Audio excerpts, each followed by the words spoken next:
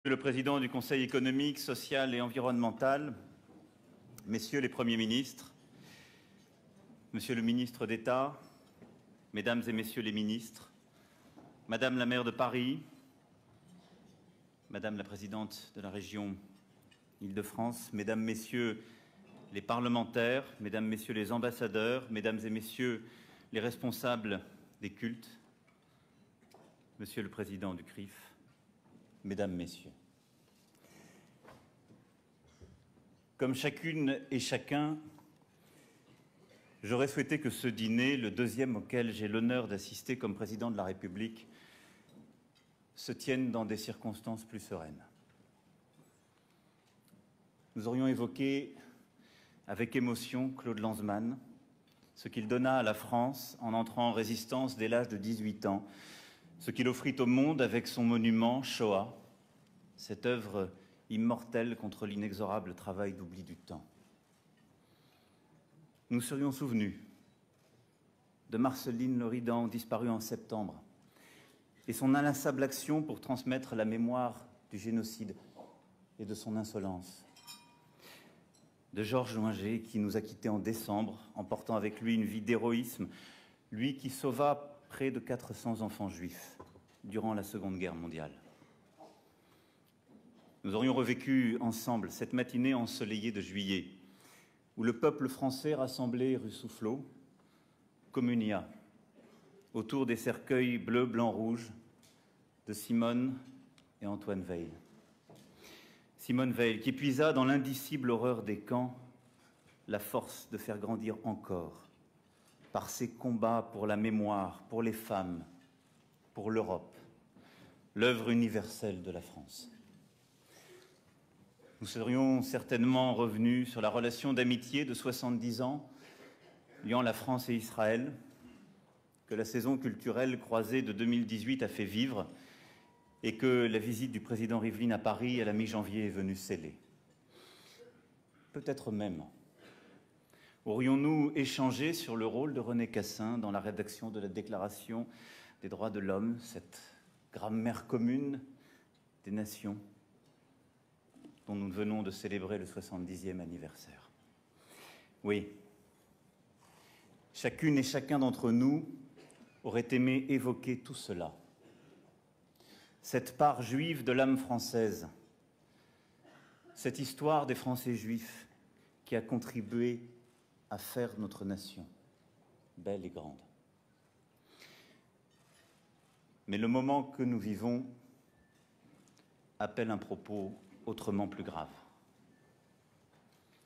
Depuis plusieurs années, et la situation s'est encore aggravée ces dernières semaines, notre pays, comme d'ailleurs l'ensemble de l'Europe et la quasi-totalité des démocraties occidentales, est confronté à une résurgence de l'antisémitisme sans doute inédite depuis la Seconde Guerre mondiale. À nouveau, depuis plusieurs années, l'antisémitisme tue en France. Si bien que les visages peuplant ce soir nos consciences ne sont pas seulement ceux des héros que je viens d'évoquer, mais bien ceux des martyrs récemment assassinés parce qu'ils étaient juifs. Mireille Knoll, cette Parisienne de 85 ans qui survécut aux rafles, mais pas à la folie meurtrière de ses bourreaux. Sarah Halimi, cette mère de 3 enfants, saisie dans son sommeil, molestée puis défenestrée par son meurtrier. Ilan Halimi, ce jeune homme d'une vingtaine d'années, kidnappé, torturé, assassiné. Et puis les victimes de l'attentat de l'Hypercacher de janvier 2015. Philippe Braham, Johan Cohen, Yoav Attab, François-Michel Saada. Celle de l'école Ozara Torah. Jonathan Sandler et ses fils, Arié et Gabriel. Et la petite Myriam Monsonego, abattue à bout portant. Nous ne les oublions pas. Le crépuscule du XXe siècle avait pu laisser entrevoir la possibilité d'un repli durable de l'antisémitisme. L'aube du XXIe siècle vient rappeler combien l'histoire est tragique, combien les passions tristes sont à l'œuvre, combien le noir revient. Et qu'un fils de déporté juif polonais qui aime la France, sa langue, au point de devenir membre de l'Académie française, soit insulté par une foule haineuse en rentrant chez lui, qu'à Paris, sur une devanture de restaurant, soit peinte, entourée de croix gammées, l'inscription Juden, que sur la mairie du 13e arrondissement, le visage de Simone Veil soit recouvert des mêmes croix gammées, qu'en Alsace, des dizaines de tombes juives soient profanées, comme si on avait voulu enlever leur mort à tous ces gens, que des représentants religieux, juifs, des militants de la cause antiraciste, des journalistes soient insultés, menacés, cher Joël Mergui, cher Ariel Goldman, cher Philippe Val, cher Herman Ebongué, que dans un même nihilisme, une même violence, charriant rejet du sacré et anti-parlementarisme, on s'en prenne à des églises, à des élus. Je pourrais poursuivre, malheureusement, cette liste et dire ce que trop d'anonymes subissent et n'osent même pas dire. Face à cet inacceptable, il serait faux de dire que nous n'avons rien fait. Nous avons condamné beaucoup, adopté des plans, souvent, depuis des années et des années, voté des lois parfois. Mais nous n'avons pas su agir efficacement, c'est vrai. Et si nous en sommes là aujourd'hui, c'est bien pour cela. Et cette litanie que je viens de reprendre, c'est notre échec. Trop d'indignation, trop de mots, pas assez de résultats. Le temps est donc venu des actes tranchants, concrets. Parce que je ne veux pas m'habituer à ces mots et à ces indignations. Il y a quelque chose de pire qu'une âme perverse, écrivait Peggy, c'est une âme habituée. Nous n'avons pas le droit de devenir des âmes habituées. D'abord, nommer le mal. Qui ne voit que l'antisémitisme se cache de plus en plus sous le masque de l'antisionisme? Je l'ai dit lors du 75e anniversaire de la rafle du Veldiv, l'antisionisme est une des formes modernes de l'antisémitisme.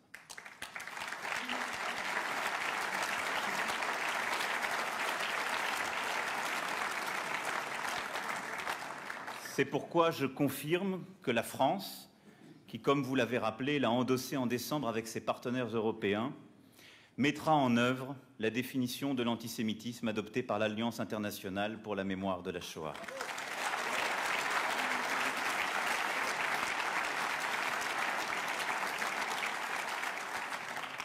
Il ne s'agit pas de modifier le code pénal, encore moins d'empêcher ceux qui veulent critiquer, comme vous l'avez rappelé, Monsieur le Président, la politique israélienne de le faire, non, ni de revenir sur des sujets que nous connaissons et qui sont ceux de la politique internationale. Et sur ce sujet, la position française est connue. Et l'année dernière, nous en avions débattu. Il s'agit de préciser et raffermir les pratiques de nos forces de l'ordre, de nos magistrats, de nos enseignants, de leur permettre de mieux lutter contre ceux qui cachent derrière le rejet d'Israël, la négation même de l'existence d'Israël, la haine du juif la plus primaire.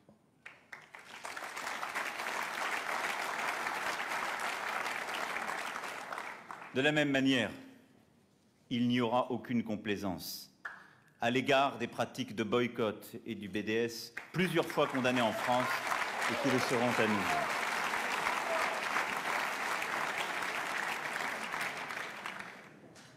Regardez ensuite la réalité en face. sans filtre. Oui, à côté, malheureusement, de l'antisémitisme traditionnel, se déploie un antisémitisme fondé sur un islamisme radical. Oui, cette idéologie gangrène certains de nos quartiers, au point d'être contraints à un insupportable exode intérieur. Et oui, c'est à une reconquête républicaine de ces territoires que nous devons nous atteler. Ce que nous faisons quand nous créons des postes de policiers et de gendarmes dans 45 d'entre eux, en multipliant l'implication de tous les services de l'État, de l'éducation nationale, de l'ensemble des fonctionnaires, et en y déployant de manière méthodique un plan de lutte contre la radicalisation. Et en cette matière, ne cédons en rien non plus à l'opposition bloc à bloc dans laquelle certains voudraient enfermer la société française. Une religion contre l'autre, une stigmatisation contre l'autre, non. La République protège tous les citoyens, toutes les consciences, toutes les paroles. Et elle ne peut accepter en aucun cas qu'au nom d'une religion déformée ou d'une philosophie, quelle qu'elle soit, le pire soit commis. Parce que c'est la République. Parce que c'est notre liberté. Traquer et punir ceux qui se rendent coupables d'actes antisémites. Rien n'est plus insupportable pour les victimes que l'absence de sanctions. Rien n'est plus incompréhensible pour nos concitoyens que le sentiment du tout est permis, qui anime les semeurs de haine et qui sape l'autorité de l'État. J'appelle pour ce faire, quelle que soit parfois la lassitude, je le sais, toutes les victimes d'actes antisémites à porter plainte dès qu'elles sont insultées ou attaquées.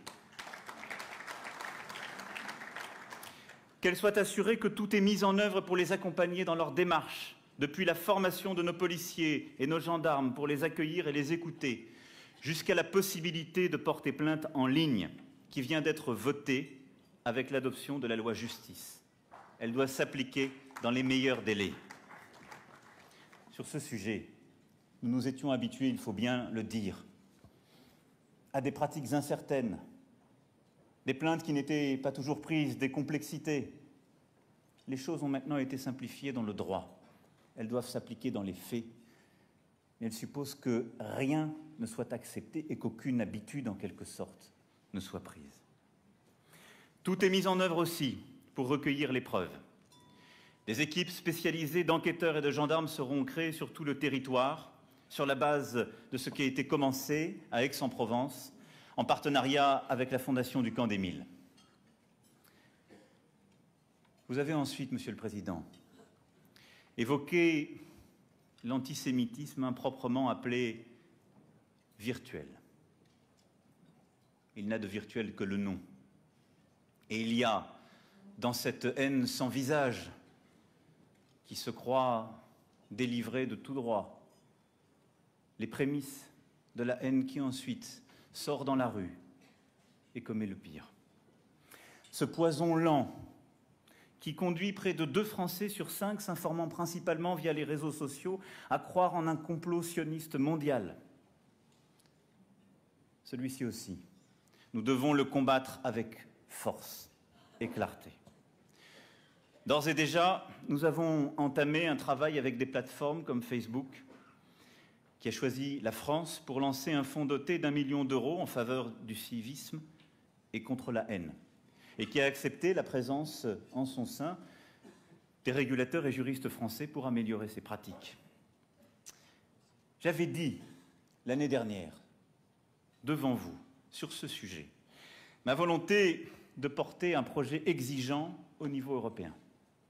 Un travail a été fait pour le rendre possible, et vous l'avez évoqué, le rapport de Madame Avia et de messieurs Tayeb et Amellal, à cet égard, proposait des choses concrètes. Le combat européen doit se poursuivre, mais il est trop lent. Et nous ne pouvons plus attendre. C'est pourquoi la députée Laetitia Avia déposera dès le mois de mai, c'est-à-dire dès la première fenêtre parlementaire possible, au Parlement, une proposition de loi pour lutter contre la haine sur Internet, reprenant les propositions de ce rapport.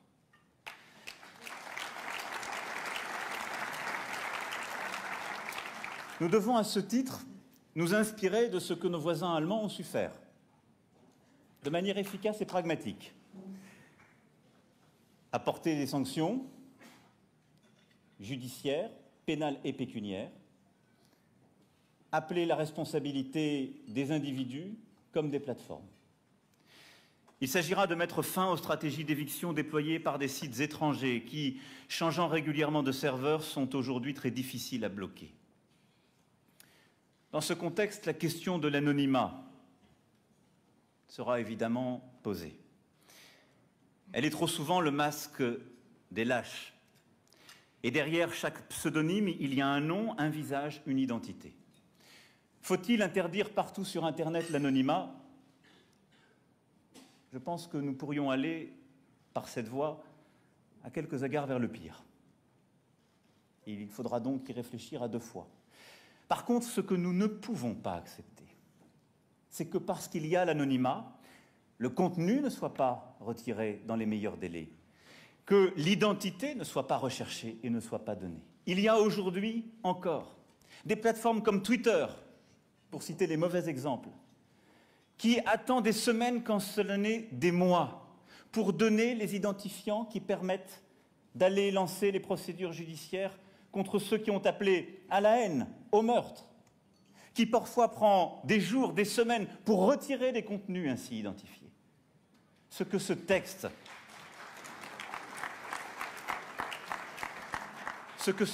portera donc, ce sont des dispositions claires, imposant les retraits dans les meilleurs délais de tous les contenus appelant à la haine et mettant en œuvre toutes les techniques permettant de repérer l'identité dans les meilleurs délais et enfin appelant à la responsabilité, y compris sur le plan juridique, les dites plateformes.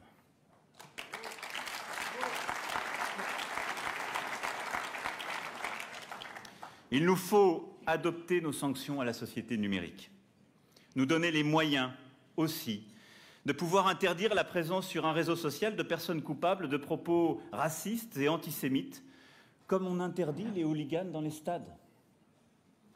Ou à tout le moins faire en sorte que les condamnations pour actes racistes et antisémites soient publiées pour ceux s'en rendant coupables.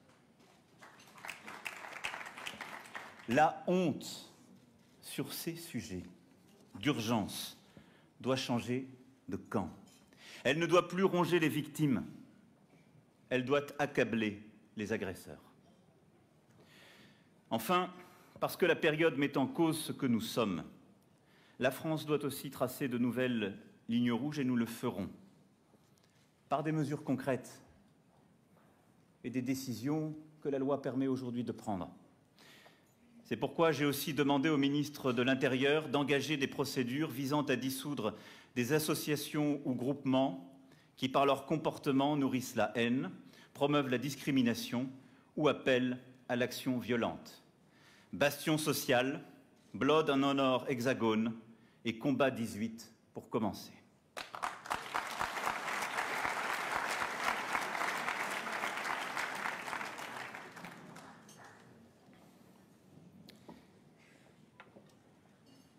Nommer, poursuivre, punir, mais bien entendu, enfin aussi, éduquer. Il ne faut jamais perdre de vue le temps long de l'éducation, de la culture, de l'élévation morale et spirituelle de tous. Car ce que nous vivons aujourd'hui dans notre société, dans notre pays, dit beaucoup de nos propres échecs passés, de ce que nous avons laissé s'installer subrepticement, de ce que nous n'avons plus voulu dénoncer, de ce que parfois nous avons peut-être oublié de dire. Si l'histoire a montré que la connaissance n'était jamais un antidote contre la haine, nous savons que l'ignorance à coup sûr est un fertile terreau. Toujours. Nos instituteurs, nos professeurs font preuve d'un engagement exemplaire pour enseigner la mémoire de l'Holocauste et sont relayés admirablement par des institutions comme la Fondation pour la mémoire de la Shoah ou le Mémorial de la Shoah. Le ministre de l'Éducation nationale s'est tôt engagé dans cette lutte pour lever, vous l'avez rappelé, Monsieur le Président, toutes les ambiguïtés qui avaient pu exister, former davantage, être plus exigeant encore. Et à ce titre, l'État soutiendra encore davantage qu'il ne le fait le Mémorial de la Shoah. La DILCRA apporte aujourd'hui une aide. Elle sera significativement augmentée par le Premier ministre dans les prochaines semaines. Ces instituteurs, ces professeurs sont encore trop souvent livrés à eux-mêmes, en particulier quand dans ces quartiers gangrénés par l'islamisme radical, évoquer la Shoah, la situation au Proche-Orient est parfois devenue impossible. Ces instituteurs, ces professeurs trouveront toujours la République à leur côté. Au niveau national, une équipe de réaction a été mise en place qui leur apporte une solution en 24 heures dès qu'une difficulté se fait jour.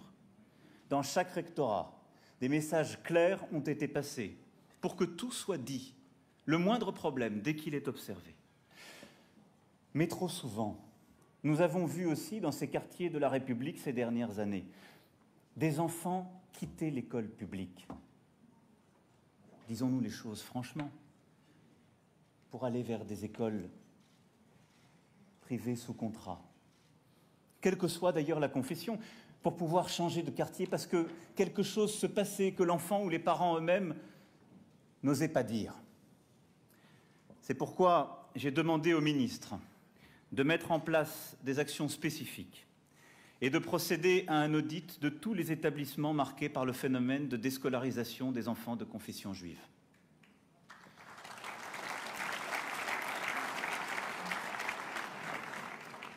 Quand une telle déscolarisation se passe, elle dit quelque chose. Parfois de ce que nous ne voulions ou ne pouvions voir, de ce qui ne se disait plus. Au-delà, l'école doit jouer à plein son rôle de rempart républicain, contre les préjugés et contre la haine, mais aussi contre ce qui en fait le lit, l'empire de l'immédiateté, le règne d'une forme de relativisme absolu. L'enseignement de la méthode scientifique, de la méthode historique sera renforcé. Tous les enfants de France seront sensibilisés au temps long des grandes civilisations. Ce temps long cher à Brodel, qui apporte le goût de la tolérance et de l'humanisme. Mais revenir à ces fondamentaux au cœur de notre éducation, ce qui parfois avait été oublié. C'est aussi au cœur de l'éducation se redonner les moyens de lutter contre ce qui subrepticement s'est installé. Le tout se vaut, l'immédiateté absolue, le relativisme qui corrompt tout. Mes chers amis, ce sont pour les actes. Mais il faudra en rendre compte, et j'en rendrai compte. C'est pour ça que ce soir, je voulais être devant vous. Parce que l'antisémitisme n'est pas le problème des Juifs, c'est le problème de la République.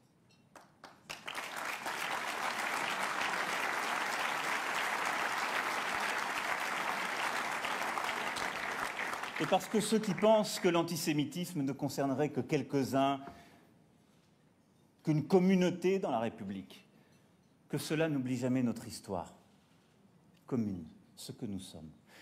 L'antisémitisme, c'est tout simplement la haine de l'autre. Et d'ailleurs, regardez bien les formes qu'il prend. La haine du juif, c'est tout à la fois la haine du communiste et du capitaliste. La haine des forces extérieures et de l'ennemi de l'intérieur. Ce sont toutes les haines additionnées. L'antisémitisme a pris tous les visages, s'est nourri de tous les extrêmes. Ça n'est la haine que d'un visage, celui de l'autre. et qui plus est un autre qui nous ressemble. L'antisémitisme, c'est le problème de la République. Parce qu'il est cette haine d'avant-garde, mais qui s'accompagne toujours du cortège des autres haines auxquelles vous avez fait référence. Et dans les temps où nous parlons, ce sont ces autres haines qui derrière aussi se réveillent. Haine contre les musulmans, racisme sous toutes ses formes, haine anti-LGBTI. Toutes les formes de haine se réveillent avec, contre les élus, contre l'autorité, contre le parlementarisme, contre le sacré, les églises et toutes les religions, contre ce qui nous a fait. Oui, pour toutes ces raisons, l'antisémitisme, c'est la question de la République et de la France. Parce qu'au cœur de nos histoires liées, il y a tout ce qu'ils ne veulent plus voir. Je ne reprendrai pas ici le cortège des grandes figures qui ont fait notre pays, de Rachy jusqu'à Bergson, Proust, de Simone Veil à Robert Badinter. La France doit tant à celles et ceux qui l'ont ainsi construite, pas à pas, lui ont appris l'universel, lui ont donné ce visage. Mais ce qu'ignorent encore trop de nos concitoyens dans notre pays, c'est que depuis des siècles et des siècles, de grands juifs, de grands commentateurs des textes sacrés ont été en France, qui ont dit tant de ces textes et sont connus à travers le monde, que les plus grands commentateurs de la Bible et du Talmud, juifs, ont été dans tous nos villages et ont rendu parfois ces villages célèbres à ceux qui n'ont jamais mis le pied en France. Élisère de Touques, Samuel ben Salomon de Falaise, Simba de Vitry en Moselle, Samson ben Isaac de Chinon, Moïse d'Évreux, Pérez ben Elia de Corbeil, Moïse de Coucy, Isaac ben Samuel de Dampierre, Samson de Sens, Eliakim de Châlons, Jacob de Pont-Audemer, Matathia d'Avalon, Salomon de Château-Landon, Meshulam ben Nathan de Melun, Eliezer ben Samuel de Metz, Joseph Tobelem Bonfils de Limoges, Haïm ben Isaac de La Rochelle, Menahem ben Salomon Méry de Perpignan, Jacob ben Makir de Montpellier, Aaron ben Pérez d'Avignon, Abraham ben David de Narbonne, tant et tant de noms connus à travers le monde. Parce qu'ils ont dit quelque chose de la Bible, parce qu'ils ont apporté à la connaissance universelle. Ils étaient de ces villages et de ces villes qui sont notre pays. Alors quand j'entends comme vous, nous sommes chez nous, dit par certains qui voudraient que cela n'en soit pas, regardez notre histoire en face, dans tout ce qu'elle est. L'histoire de France est belle, de ces universels croisés, de ces juifs venus du bout du monde pour aimer notre pays, tomber pour lui et le faire accéder à l'universel, et de tous ces Français qui ont voulu comprendre, aimer, porter une religion parce qu'on pouvait la porter librement et avec fierté dans notre pays. C'est cela, l'histoire des Juifs et de la France, bien avant la République, bien avant même qu'on commence à parler de la France. C'est cela ce que nous sommes. Nous sommes chez nous, nous tous.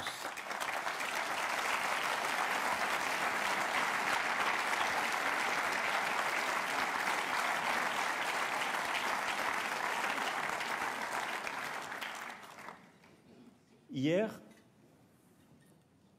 à Quatzenheim, j'ai eu honte. J'étais avec les habitants de cette petite commune d'Alsace et ils avaient honte. Et nous avons regardé ces tombes souillées et je me suis dit, ce qu'ils veulent, c'est au fond aller même s'assurer que nul ne pourra reposer en paix. À la honte succède la colère, celle de vouloir trouver tout de suite une réponse, de répondre à la haine par une autre haine.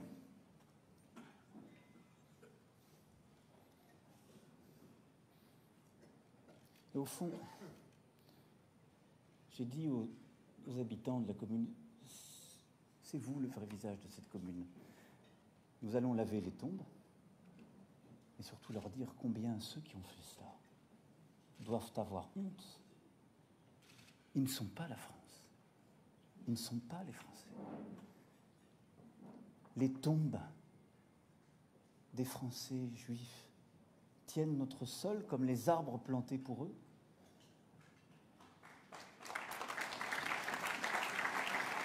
Ils sont enracinés, et cet enracinement, c'est notre nation. Alors oui, je le sais, mes amis, il y a dans ces moments-là quelque chose d'ingrat pour la tâche qui est la nôtre. La barbarie a une force, elle est immédiate. Elle sidère, elle fascine certains, et elle plonge dans la consternation, parfois l'accablement les autres. Et la barbarie a une force incommensurable par rapport à l'intelligence ou la construction d'une action rationnelle qui est la nôtre. C'est précisément, d'ailleurs, cette force qu'elle recherche. Alors nous ne gagnerons pas ce combat en un jour. Mais je veux ce soir vous dire une chose. Nous ne nous habituerons jamais. Nous aurons toujours l'exigence de vérité, de liberté, de fraternité et d'intelligence, qui est la seule réponse à cette barbarie. L'exigence du courage, qui doit être notre mission, celle des républicains que nous sommes. Elle est plus lente, parfois moins visible. Parfois, nous trébucherons, mais n'y cédons rien. Mes chers amis, vendredi dernier, j'ai reçu dans mon bureau la mère d'Ilan Halimi. Et elle avait face à elle un tableau de Pierre Soulages.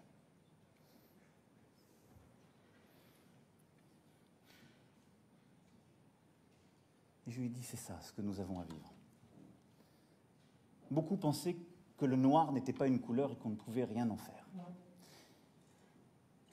Et un génie, centenaire cette année, a dit, en travaillant inlassablement le noir, au pinceau, au couteau, en y tirant mes lignes, en y mettant mes formes, j'y ferai vivre le soleil, j'y ferai exister la lumière. Et elle voyait sous ses yeux ce tableau qui prenait vie. Et ce noir n'était plus noir. Il était l'outre-noir de Soulages. Nous ne chasserons pas le mal de notre société, ni par une loi, ni par un discours, ni par un acte. Mais nous devons être tous ensemble les combattants de cet outre noir, de ces lignes de force, de ce courage inlassable, de cette forme d'humanité et d'intelligence que nous devons donner, même au noir qu'il y a dans notre société, parce qu'il est là. Mais nous tiendrons, et à la fin, nous gagnerons. Vive la République et vive la France.